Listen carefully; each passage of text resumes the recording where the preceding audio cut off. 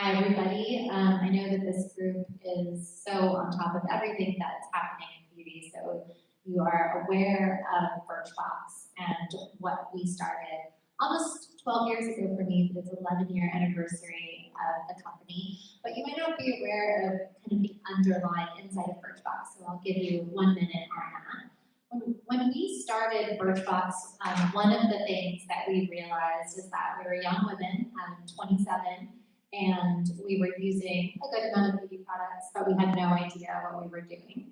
And we had no ambition to ever be great beauty consumers. We weren't passionate about beauty. We were just average, casual beauty consumers, but we wanted to know how to take good care of ourselves. And like all of us do, we wanted to feel good when we were doing it, empowered, inspired. We wanted to have fun. And that was really the idea. We ended up very quickly, in about 24 hours from the idea, coming up with a business model, which I know has taken the beauty industry and many industries by storm, which I refer to as subscription commerce. But the idea was never how exciting to sell samples. The idea was it is really inefficient for people to discover right now. And for most of us, we're not going to put in the energy to make discovery happen. So our choice is replenishment and boredom. And that's really where it started. And I say that just because one of the things that still inspires us today is really thinking about the consumer problem.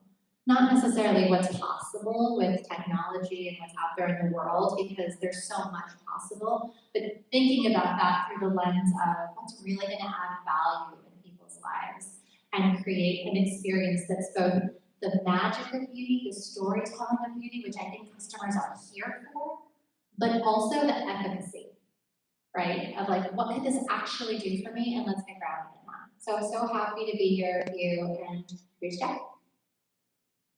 That's super cool. Thanks for sharing. So I'm Jay. I'm the CEO of Mira AI Incorporated, as I mentioned earlier. We are a San Francisco-based AI startup going after the problem of matching the right customer to the right beauty product. And essentially what we realize is that the consumer in a beauty context is incredibly complex. There are so many different things that go into describing any given individual, and that can be their skin pigmentation, their hair curl pattern, their skin type, their complexion, all these other sort of facets that go into determining what beauty products are going to work best for them. And simultaneously, the products that we buy in beauty are incredibly complex, where it's literally a chemical that you put on your face. You've got different things like the consistency of the product, how long it lasts, the pigmentation of this product. And so out of this arises this incredibly complex space where consumers have traditionally really been sort of left up to their own devices to find products that actually meet their needs and preferences. And I think this is also a problem that Birchbox has done a fantastic job of actually addressing. So our solution to solving that problem is to leverage artificial intelligence to go out onto the web, aggregate all the content out there that actually describes consumer preferences about beauty products, distill the things that matter from that, and then deliver that information in a very personalized manner to consumers as they're going about their shopping. And so very tangibly what that looks like is, for instance, we'll go onto the web, we'll find YouTube videos of influencers talking about different beauty products. We use computer vision to extract what they look like, their complexion, the products they're talking about, and the scent of those products, and then do things like match that video to the proper consumer as they're actually going about shopping. So I, for instance, would see somebody who's probably a bald white guy actually trying out a product as opposed to somebody that don't personally identify with. And you can imagine that same idea sort of applied to reviews where you would see people who actually share your traits talking about products as opposed to random consumers. So naturally, we're sort of going about solving the same problem here, which is why we're on stage today, and we're hoping to sort of get to the bottom of both how our businesses apply personalization and simultaneously how others might go about applying similar techniques. So without further ado, I was thinking we could initially hop in and sort of attack this question by addressing how we personally apply personalization and artificial intelligence in our businesses. And I know Birchbox, you have this grand project that you actually get products in the mailbox of consumers every month, highly personalized. How does that happen? It's a process. And it's a process that actually was part of our very early idea in Birchbox. Was not just sending you product, but sending you what we refer to as relevant product. So product that has a chance of working for you. But over time, we've had to develop a system that works for our business model that allows us to operate it. So I'll try to describe it simply. We both understand product attributes and we understand the human attributes. And then in every single month, what we look at is based on the products that we want to put out there. Say there's a theme around it that might be a little bit more focused towards getting ready for summer. And we look at our sample population of the consumers, and we start running an algorithm to see what we can solve in this. And that algorithm is looking at a lot of different attributes. Everything from, of course, what works for the consumer and what doesn't, but also over time, we've learned a lot of things about how to operate the business better, some of which are how much is this box going to weigh. Others are how happy is this box going to make someone when they look at it. So not necessarily is this the exact product, but how does it feel to open it? How much white is in it? How big is it? What brands are in here? So the algorithm is doing the work to solve and giving us little different solutions, and we might run it through and say, okay, this is kind of what we like, these types of boxes with this sample population. Then when we know exactly who the subscribers are going to be the following month, we do the actual solving. And then humans check. So humans just verify, like, do we still agree that this is solving for the right things? Easy things to do are these boxes the right weight? Harder things to do are, do we need to adjust our calculation of our happiness score?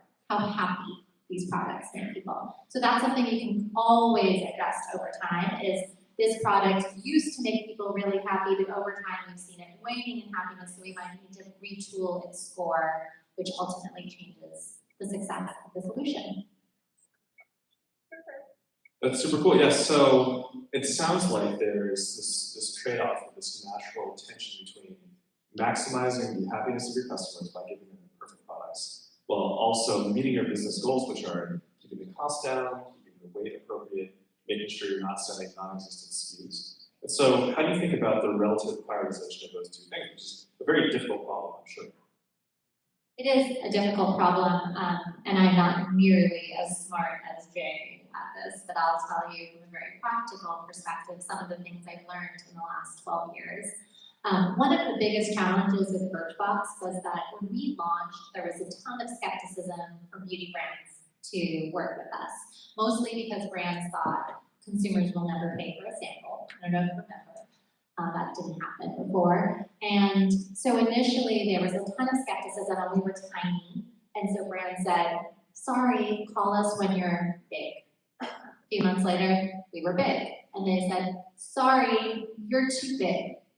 So you're gonna have to wait to get into our supply chain, and then like in 2 years, we can get you 10,000 samples, and I was like, in 2 years, I'm gonna need 1 million of these. So one of the things that happened from that was kind of beautiful, which is I started to realize that yes, personalization and relevance matters, but storytelling matters a lot too, which is also a huge part of this industry, and I know part of what all of you know and love. So, you know, really trying to think about that as a point of leverage, not just like, hey, here's this product, you have dry skin, it addresses dry skin, right? It's not just about that for consumers. So once you see what solutions are kind of seem to have this win for all, like work for the business, work for the consumers, how do you get the consumers to get more bought into this? Well, the simple answer is you don't bullshit them. No hyperbole, right? No, it is not going to change your life. It is going to hydrate your skin, or not. It's going to be more like a primer in your skin. So just trying to help them see, here's what you need to see in this product. Here's what it can do for you. Actually takes some of the weight out of how perfect is it. And over time, something that Jay and I probably differ in, I've learned that while there's so much personalization potential, there's actually still a huge deficit in consumers understanding how to just take care of themselves. So if we can even address that and make sure that we're not sending them things that are irrelevant, that's a pretty wonderful experience. And shifting away from the idea that it has to be personalized, how do we make it personal? Right? How do we make this a personal experience, more of a human experience than just what the computer will tell us is correct? Yeah, I love the fact that if you sort of do a survey of companies globally that somehow apply artificial intelligence, the vast majority of them are drenched in this marketing message, which is, we're so smart, we're so AI-driven, and you really, while Birchbox is at the forefront of actually applying these technologies, the branding of Birchbox is very much speaking to the consumer as opposed to the private equity investor or something along those lines who the AI thing will really resonate with. So kudos to you guys for putting it together. So I was going to say, part of the reason is that even maybe 12 years ago, some of this technology was proprietary, but now a lot of what you use to provide great consumer experience is open sourced tech, right? It's available for everybody to use. So trying to pretend that it's not is silly, right? Of course, we apply it in specific ways to try to solve things specifically based on our business insights, but the technology itself is available. So I think trying to get over that and not present that as being the actual secret sauce of this, it's not. The secret sauce is still human insight. Yay! Yeah, so let's get into that a little bit. I mean, the really cool thing about trying to build an intimate and authentic relationship with your customer at a company like yours is that you have so many different touch points with which you can somehow have a personal touch with them. You have the actual box itself, I'm sure you have email messaging, you have social media. So can you tell us a little bit about the other ways in which you think about personalizing that customer experience end to end? Yes, there's a lot of different touch points. As you all know, we have the ability to communicate with customers and probably to over-communicate with customers. So, there is a mix of things that I would say. A lot of it is now automated, right? Because we understand how your interactions could lead to future interactions.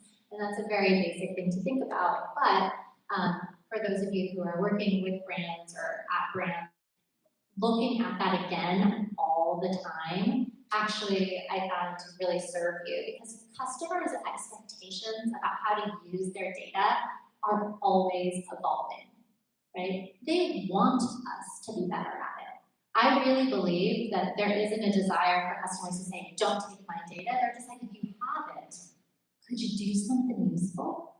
Right? Don't try to sell me something right after I bought something from you. I just bought something from you, right? Or I bought something from you, I rated it well.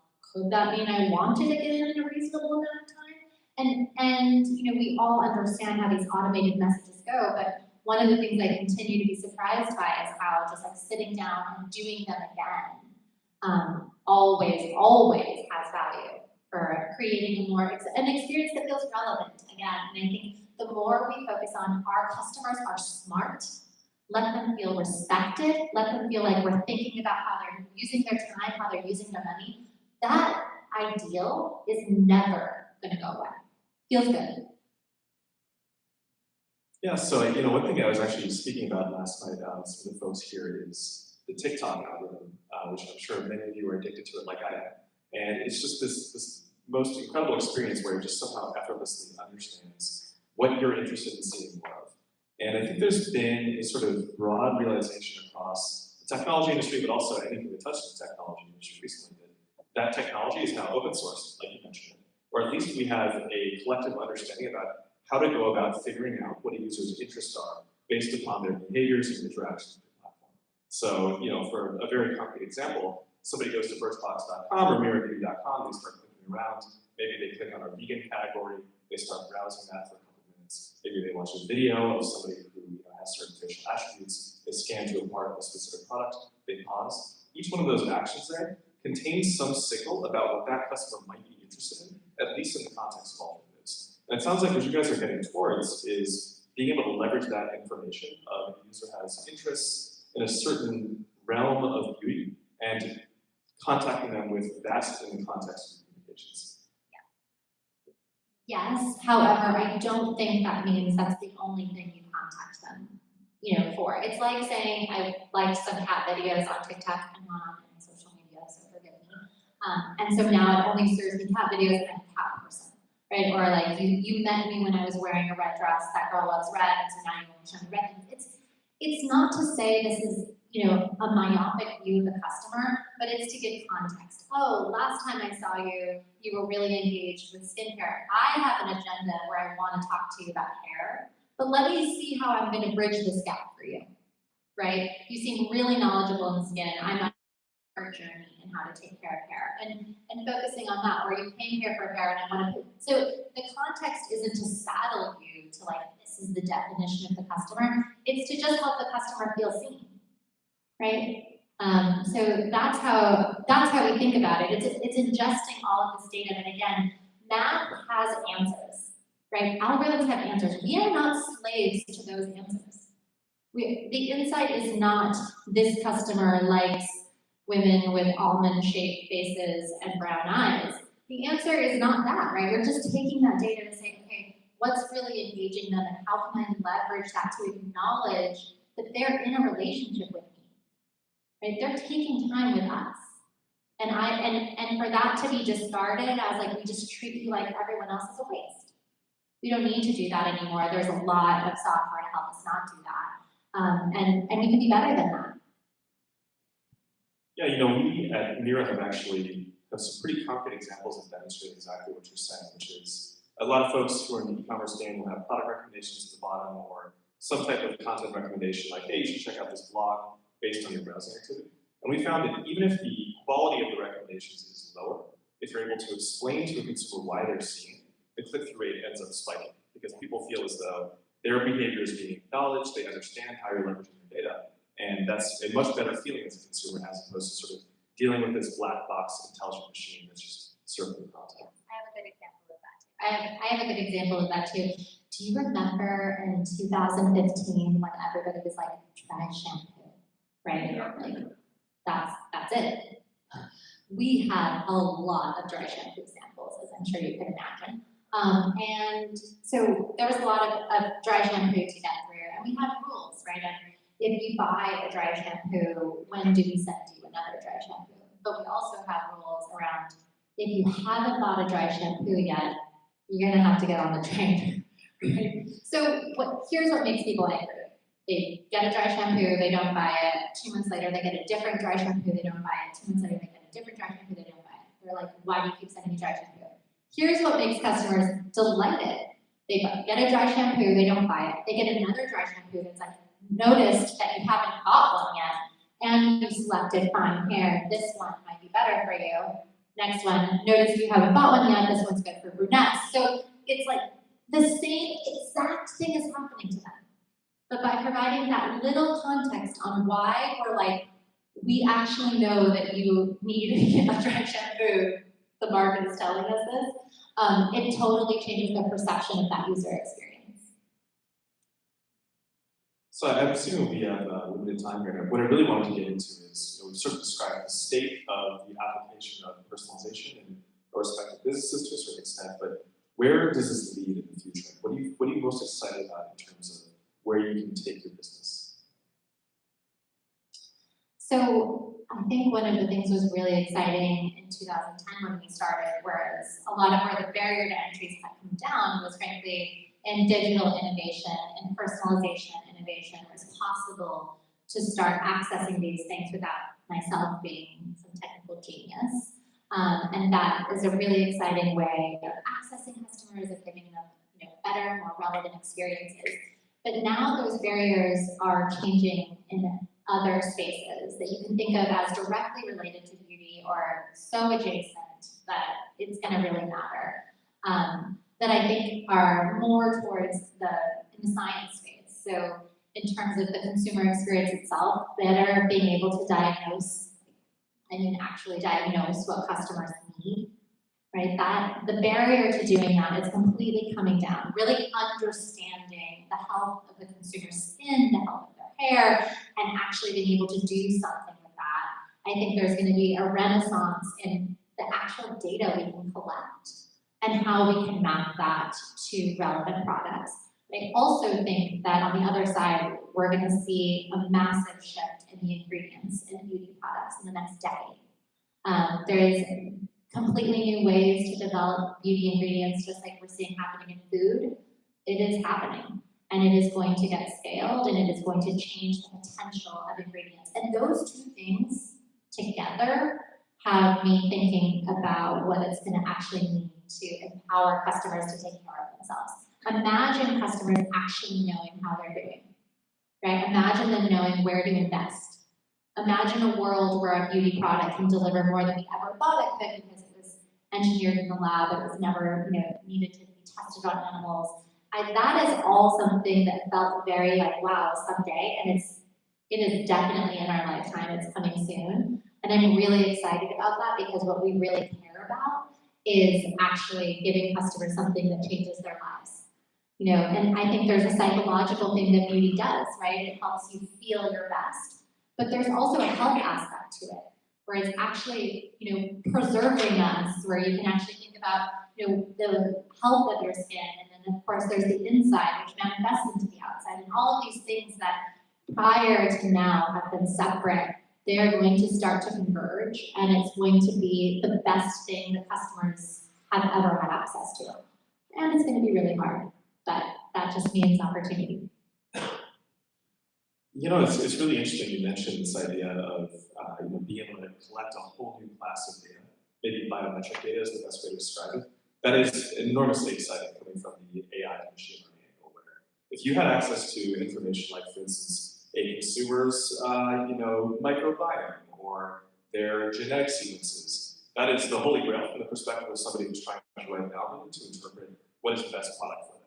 And you know, I'm not an expert in medicine or anything biology, but I can tell you this, the way that these things work is garbage in, garbage out. Meaning the better quality information you put into an algorithm, the better quality of the inputs you can get out. And so if we're trying to figure out, for instance, what like probiotic or supplements you want to give an individual, if you have very high fidelity information on that individual's you know, microbiome, DNA sequence, what have you, then you're going to be able to deliver them a significantly better outcome. So that's enormously exciting. The other thing I'd like to say on this is that I think that on the sort of digital side of things, what you typically see in the development of startups is usually there's like a watershed moment where suddenly a certain type of company becomes viable. And an example of that would be like Uber. A lot of people credit their ability to become such a successful company at that point in time based on the fact that phones suddenly had GPS. So you could go out and walk on the street and you would be able to see where you are on the map on Uber, and the cab could actually find you. And I think that we've actually hit that moment with respect to consumer hardware at this point, where the phone on your iPhone, the camera on your iPhone is actually high fidelity enough that you can get very granular insights into, for instance, what's your skin, you know, sort of the maturity of it, if it has drying, if it has things like hyperpigmentation. And I was speaking to Chaz yesterday, I don't actually see him here, but he's putting together a very interesting company that essentially leverages your camera to get biometric information, or biometric information, and then leverage that in order to actually develop products for you specifically. So I think we all see sort of a Cambrian explosion ahead of us in terms of products that are using biometric information to manufacture products specifically for an individual will help them reach you know, a wellness outcome. It's very exciting. So beyond the sort of the actual like biometric aspect of things, in terms of the formulation of products, it seems like one of the foremost challenges we have is going to be manufacturing of them. Do you have any insight into how we're going to be able to develop something that is better put to actually, on a personal basis, manufacture products for consumers? I don't have a ton of insight because I'm not a scientist, though I've been hanging out with some pretty smart scientists. And what I'm seeing is what's able to be produced now in a lab through biotechnology instead of petrochemistry is actually something more akin to manufacturing. And once you, and you can actually produce a lot of instances at one time. Again, I'm saying words like I know what I'm saying, but I have a lot to learn about that. So I think that there's something around that. I also wonder though, how many instances we'll need, right? Because it's not, I don't know that every human is a snowflake of complexity. It's just a matter of, you know, it might kind of boil down to 10 instances of specific things, right, or priorities, and for example, what your skin needs to have in it, or what your gut needs to have in order to produce something for your skin. So I think that that's what encourages me, is it's not that this data means that everyone has to have this incredibly bespoke thing, but that we can focus on the things that we need, and there's actually a very solvable data set, is what I believe. I think the more and more and more and more I get into personalization, the more products I see come to market, the more I realize that you are able to distill consumer needs and wants into a very manageable set of things. And understanding how those needs and wants actually track to what your body needs and what we're seeing you need is going to be, I think, so much more elegant and simple than, than we might be imagining right now. So maybe the last thing we should talk about here is there's a lot of implications in terms of when you collect consumer biometric information or all this other data on them, there is potentially a huge liability there. We're seeing this rolled out with Facebook News right now. I don't think anybody's excited that TikTok has all of their information and can potentially leverage that for various ends. So how do you think about the responsibility that comes along with having all this consumer information and adequately communicating to them how you're leveraging it?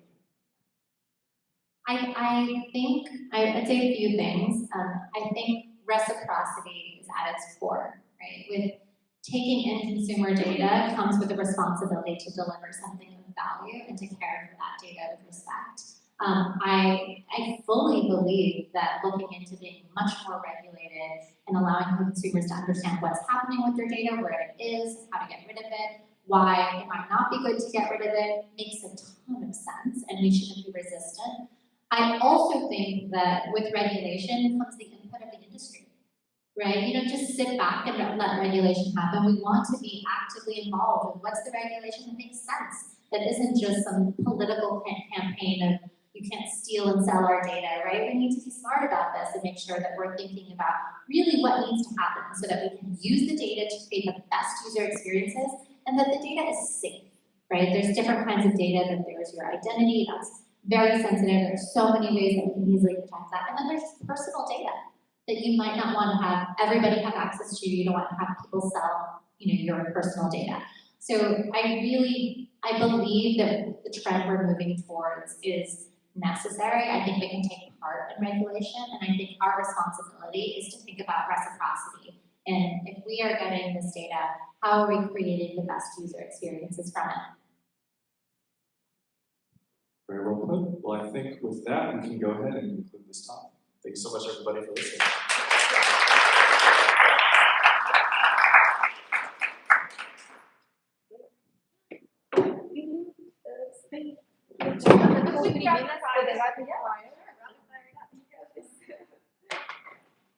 Okay. I think you are present for the previous one, but this is just a quick question, quick answer. One beauty trend you would like to see go away? Don't take that away from me, I'm 4 kids. Is this thing on? One beauty trend I'd like to see go away. I don't know, thanks.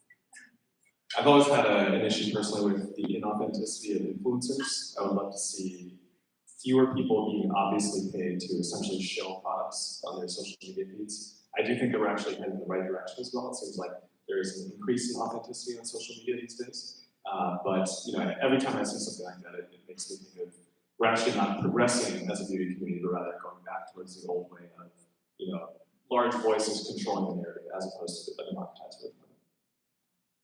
I mean, my answer is in the same vein. I won't be shy about saying I said I was not on social media. One of the big reasons is because it makes me sad to look out and see the kind of impact this can have on my daughter and on many young people. I think that this desire to transform what you look like is unhealthy. I think enhancing what you look like and learning how to care for yourself and show up in your best way is lovely. But this idea of like, look how transformed, I don't look anything like this, I can't imagine why that would be perceived as that's doing good for humanity. And I think there's a lot of good that beauty could do. Perfect. Your favorite book at the moment? I am reading The Second Mountain, David Brooks, New York Times, kind of shifting from success to significance. Fire by Bach right now, beautiful book, but I think my all-time favorite is a book called Gödel Escher Bach. It's a book that it's all about artificial intelligence, but it shows the connections between the music of Bach, the paintings of M.C. Escher, and the work of a logician, Kurt Gödel, who essentially showed that there are some things that are unknowable in the universe, and how these things all sort of combine to give us some ideas about how we might go about making intelligent computation. It's a wonderful surprise, so I highly recommend it. Check it out. Perfect. Thank you. Thank you.